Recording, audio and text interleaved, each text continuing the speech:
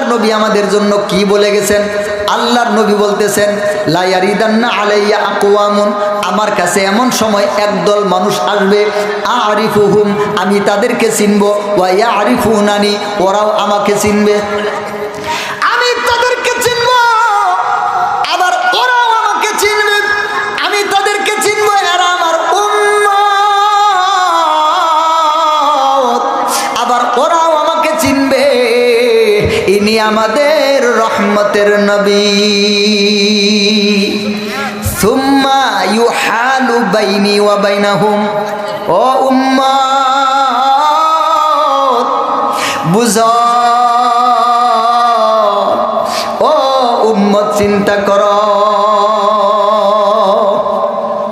সুম্মা ইউহালু বাইনি ওয়া বাইনাকুম, সুম্মা ইউহালু বাইনি ওয়া বাইনাহুম, অতঃপর তাদের মাঝে আর আমার মাঝে পর্দা করে দেওয়া হবে, হায়েল করে দেওয়া হবে, পর্দা ফেলে দেওয়া হবে। ওরা আমাকে দেখতে পারবে না, ওরা আমার কাছে আসতে পারবে না।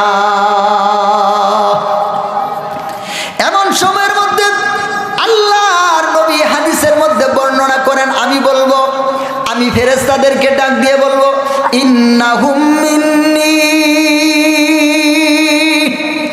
ও ফেরেশতারা,